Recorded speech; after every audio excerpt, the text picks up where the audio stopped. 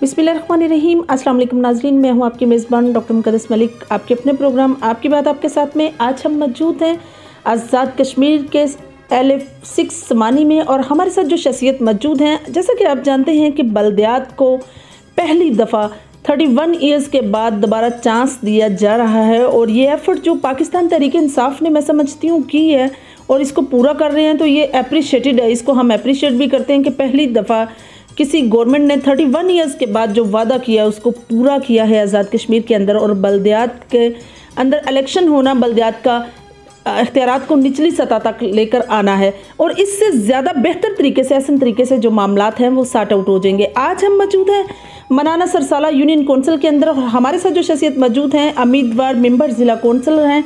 मेरी मुराद ज़फ़र हुसैन मेहर साहब हैं, जिनके वालिद गिरामी मोहम्मद हुसैन मेहर जो हैं वो सियासत में सपोर्टर रहे हैं, तगड़े किस्म के आदमी रहे हैं, समाजत में उनका नाम रहा है, एक बड़े ज़मींदार घराने के साथ उनका लिंक रहा है, और यही सारी कैपेबिलिटी, यही सारी जो भी एक स्पेशल एक जेंडर ट्रांसफ़र का जिसको हम मीनिंग में यूज़ करेंगे, वही चीज़ें जो हैं ज़फ़र हुसैन साहब के अंदर मौजूद हैं, और वो उम्मीदवार हैं मेंबर ज़िला कौंसिल के, आज़ाद उम्मीदवार हैं, और मुस्लिम कॉन्फ्रेंस की, मुस्लिम लीग नून की हमायत भी हासिल है। सपोर्टर थे अली शानी साहब के। What's reason, what's have done, कि क्या वजह बनी, क्या रूनमा हुआ वाक़या, लेकिन राजा हशनूद साहब के साथ उनके पिछले 3 साल से मुसलसल एक रफ़ाकतदारी है, एक सिस्टम है, एक ऐसा सस्टेन, एक रकाबतदारी है जिसको आज भी वो बड़े फ़ख्रिया अंदाज से बयान करते हैं। तो आइए आपकी मुलाकात हम ज़फ़र हुसैन मेहर साहब से करवाते हैं। अस्सलाम वालेकुम जी, कैसे हैं आप? वालेकुम अस्सलाम व रहमतुल्लाह। अल्लाह का एहसान है। बिल्कुल सही। सर, पहला सवाल मेरा आपके साथ ये है कि जिस तरह से बल्दियात के इलेक्शन हो रहे हैं और फर्स्ट टाइम 31 ईयर्स के बाद निचली सतह तक इख्तियारात आने से क्या आसानियाँ पैदा होंगी? बिस्मिल्लाहिर्रहमानिर्रहीम। सबसे पहले मैं आपके चैनल GM का शुक्रगुजार हूँ जी जी कि आपने ये जो बल्दियाती इलेक्शन का इनकाद हो रहा है, इस सिलसिला में आज़ाद कश्मीर भर में टूर किए हैं, और आपको मैं खराज तहसीन पेश करता हूँ कि आपकी अच्छी काविश है कि लोगों को बल्दियात के हवाले से उजागर कर रही है। तो इसके साथ ही मैं चीफ जस्टिस साहब सुप्रीम कोर्ट का शुक्रिया अदा करता हूँ, जिन्होंने ये अपना आइनी हक अदा करते हुए हुकूमत आज़ाद कश्मीर को मजबूर किया कि वो बल्दियाती इलेक्शन करवाएं। सही, बिल्कुल। जिस तरह से सर मैं बात कर रही थी कि इख्तियारात जो हैं वो निचली सतह पर आने से, हाँ बिल्कुल। देखें, ये बेशक पब्लिक का हक है कि इक़्तिदार निचली सतह पर मुंतकिल किया जाए। जी जी। और ये जो इक़्तिदार की बात है, मैं समझता हूँ कि जब किसी वार्ड का या किसी UC का कोई नुमाइंदा पब्लिक मुंतखब करेगी तो वो उनके मसाइल अहसन तरीके से वो हल करेगा इंशाल्लाह। और इसके साथ ही मैं कहना चाहूँगा कि ये जितने मसाइल गाँव मोहल्ला के होते हैं, वहाँ पर क्या क्या प्रॉब्लम्स हैं, क्या क्या इश्यूज़ हैं, वो जितना वो मुकामी नुमाइंदा उनको जितना जानता है, इतना मेरे ख्याल में बेशक हल्के का MLA उसी गांव से हो वो भी नहीं समझ सकता, क्योंकि ये जो बल्दियाती इलेक्शन लोकल कौंसिल और ज़िला कौंसिल के लोग होते हैं, वो गांव करिया लोगों की गमी खुशी में शामिल होते हैं और वहाँ के हालात वाक़यात से वाकिफ़ होते हैं। तो इसका पब्लिक को बहुत फ़ायदा होगा इंशाल्लाह। बिल्कुल सही। सर, जिस तरह से कैंपेन सारे उम्मीदवारान कर रहे हैं और सब जो हैं वो पुरअज़म हैं कि विन करेंगे, ऑब्वियसली हर एक का हक है कि वो ऐसा सोचें कि वो जीतेंगे, लेकिन जीत तो अल्लाह पाक की तरफ से होगी, और वो किसके नसीब में होगी वो रब जानता है। आपकी कैंपेन कैसी है, और आपके साथ कितने लोग जो हैं वो मुत्फिक हैं कि आप जो है एक स्टैंडर्ड जो इलेक्शन वो कंटेस्ट करेंगे और विन करेंगे? देखिए, मैं आपकी इस बात से इत्फाक करता हूँ कि जीत तो सिर्फ वाहिद मेरे अल्लाह के पास है। वो जिसको चाहता है वो तो इज़्ज़ो मनता शाह, वो तो ज़िल्लो मनता शाह, वो जिसको चाहता है इज़्ज़त देता है, जिसको चाहता है ज़लील कर देता है। ये तो बादशाह वही है। तो ये बात बिल्कुल दुरुस्त है कि आपने जो सवाल किया है कि मेरी कैंपेन कैसी चल रही है या दूसरा मतलब इसका ये है कि मेरी पोजीशन कैसी है।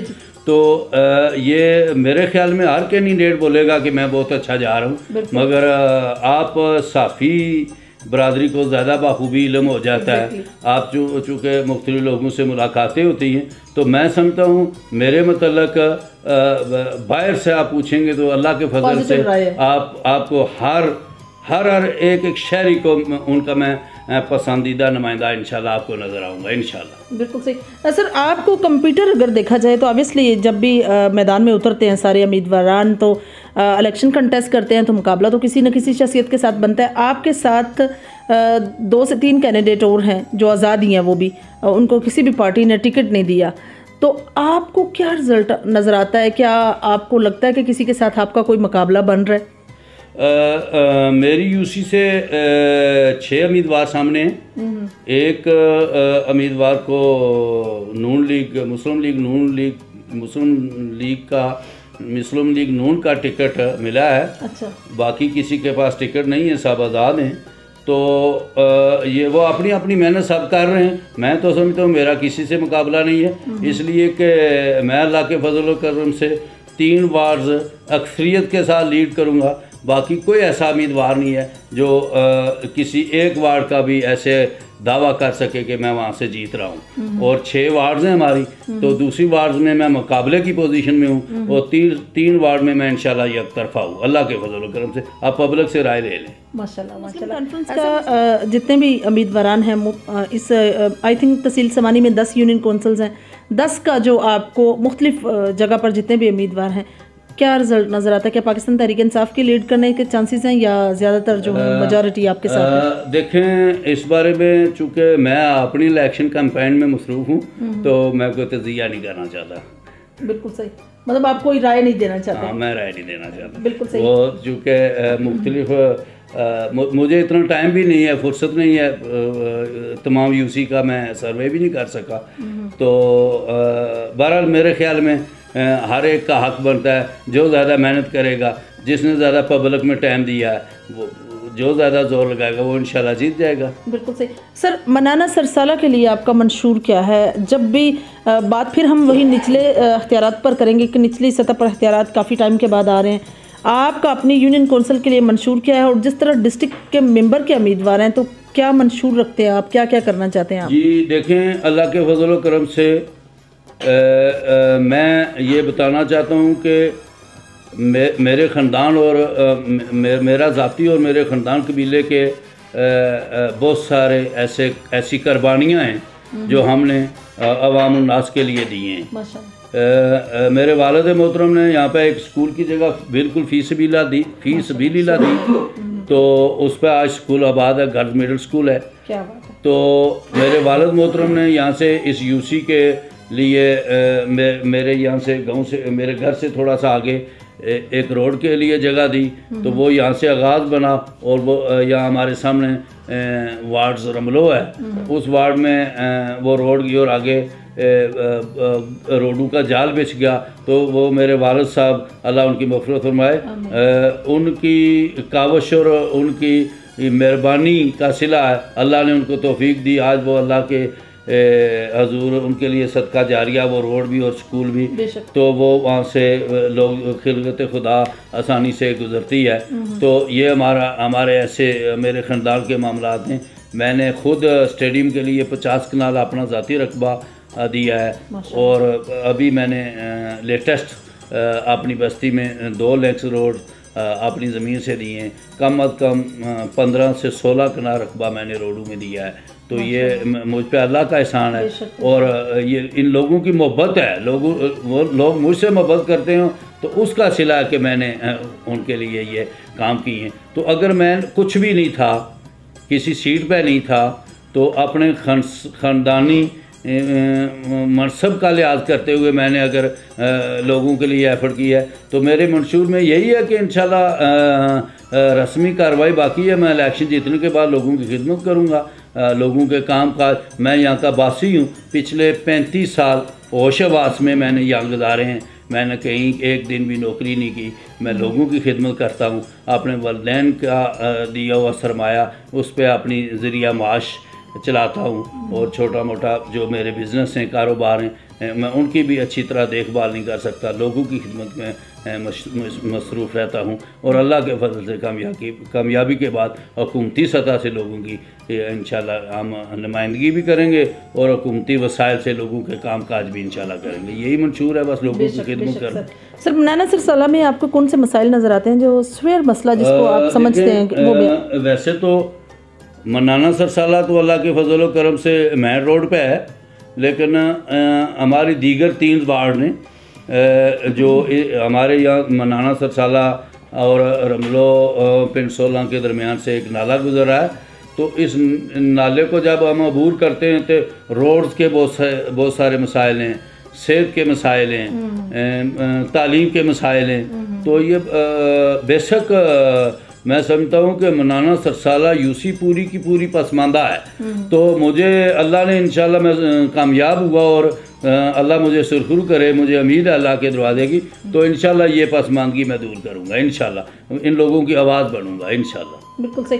सर जिस तरह से कानून साजी करना जो है वो मिनिस्टर्स का, MLAs का हक है और उनका काम है कानून साजी करना, निचली सतह पर आने से MLAs को क्या मुश्किलात दरपेश हो सकती हैं? आपको क्या लगता है कि 31 ईयर्स का जो इतना बड़ा गैप दिया गया है, इसमें क्या मिनिस्टर्स का जो है या MLAs का रोल था, या मतलब बाकी वो क्यों नहीं होना देना चाहिए? ये जो इलेक्शन हुए ये तो मैं समझता हूँ कि इससे पीछे तमाम हुकूमतें, जितनी भी हुकूमतें गुजरी हैं मुख्तलिफ अदवार में, वो सारी की सारी ज़िम्मेदार हैं। और इसमें अभी जो ये मौजूदा हुकूमत इलेक्शन कराने जा रही है, चलो इनको भी मैं खराज तहसीन पेश करता हूँ। बेशक अदालत आलिया का रोल है, उन्होंने मजबूर किया हुकूमत को कि आप ये इलेक्शन करवाएं, तो अल्लाह के फजल व करम से इलेक्शन होने जा रहे हैं। मैं इस पर पूरा उम्मीद हूँ। एक तो ये बलदियाती सेटअप है जो ये नर्सरी है जी, तो ये सियासत की नर्सरी है, और यहाँ से ही लोग प्रमोट होके आगे जाते हैं। और मेरा ज़ाती ख्याल है जो इलेक्शन लड़ते हैं MLA का, वो चाहे इलेक्शन हारें या जीतें, MLA का जितने लोग इलेक्शन लड़ते हैं आज़ाद कश्मीर बार में, वो नहीं चाहते कि नए लोग नई क़यादत सामने आ जाए, इसलिए वो इलेक्शन नहीं करवाना चाहते। बिल्कुल सही। अच्छा, आप मुझे ये बताइए कि जिस तरह से आपके साथ जोक दर जोक जो हैं वो लोग आपके साथ शामिल हो रहे हैं, आपकी टीम वर्क में मिल रहे हैं, आपके साथ यूथ है, आपके साथ एक मतलब बहुत मुझसे मैं ये कहूँ कि तमाम बरादरियों का आपके साथ जो है एक लिंक है, उनको सर ऐसा क्या पैगाम देंगे और उनको अपने इंतखाबी निशान के बारे में जो है वो राय दीजिए।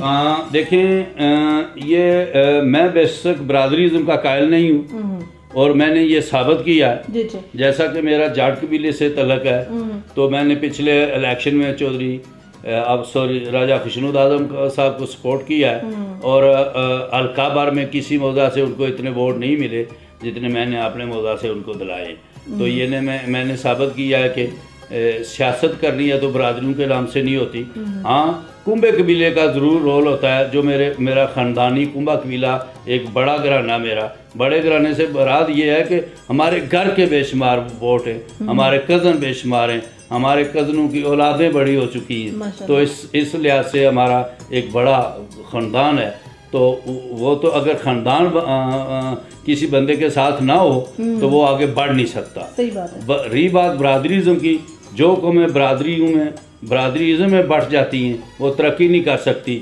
और मैं तो अपनी तरफ से मैं तमाम बरादरियों के अपनी बरादरी मुस्लिम बरादरी समझते हुए मैं उनको सलूट पेश करता हूँ, और मैं उनका शुक्रगुजार हूँ कि वो सब हर बरादरी मेरे साथ खड़ी है अल्लाह के फजल व करम से। हाँ, इंशाल्लाह। बिल्कुल सही। सर तमाम लोगों को आप क्या पैगाम देंगे जिसमें आप अपने जो आपका इंतखाबी निशान है उसके बारे में भी आगाही देंगे? एक तो इंतखाबी निशान तो मेरा जग है इंशाल्लाह। जी। तो वो तो मैं यही कहना चाहूँगा कि आप जग पे मोहर लगाएं तो जग में इंशाल्लाह आप खुश रहेंगे। तो दूसरा मैं ये कहना चाहूँगा कि आप कैंडिडेट का किरदार देखें। आप कैंडिडेट को पिछला किरदार, ये इलेक्शन शेड्यूल के का ऐलान होने के बाद ना देखें कि ये बंदा क्या कर रहा है, कैसा था, गमी खुशी में कैसे शरीक हो रहा है। आप उससे पीछे जाएं और देखें अगर वो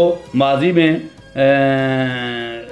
आपके साथ अच्छा रहा है, जी, जी। उसका किरदार अच्छा रहा है और आप लोगों में मरने जीने के मामलात में अच्छा रहा है, तो फिर आप उसको सपोर्ट करें। अगर मैं भी उस मामले में नाकाम हूँ तो आप मुझे भी रिजेक्ट कर दें। बिल्कुल सही, बहुत अच्छा पैगाम। जी तो नाज़रीन, ये थी चौधरी ज़फ़र हुसैन मर साहब की गुफ्तगू जो आप लोगों ने सुनी। बहुत अच्छा पैगाम उन्होंने दिया कि आप सिर्फ फोकस ये ना करें कि इलेक्शन की कैंपेन के दौरान कौन कौन क्या क्या कर रहा है और क्या क्या लोगों को ख्वाब दिखा रहा है या क्या क्या ऑप्टिमिज़म के साथ आपको एक नए इंटेंशंस दिखा रहा है। आप माजी में जाएं, माजी का जितना भी स्ट्रक्चर है उसको सामने रखें और नो डाउट जिस तरह से चौधरी ज़फ़र हुसैन साहब का एक उनका अपने वालिद ग्रामी का एक रोल रहा है, उनका रोल रहा है, उन्होंने समाजी सतह पर इतना अच्छा जो है किरदार निभाया, तो उसको नज़र सानी उस पर करें और उस पर देखें। और जग, जिस तरह उन्होंने कहा है कि जग पर, उनका ये कहना है कि जी जग पे मोड़ लगाएं और पूरे जग में खुश रहें, जग मीन के पूरी दुनिया में आप खुश रहें।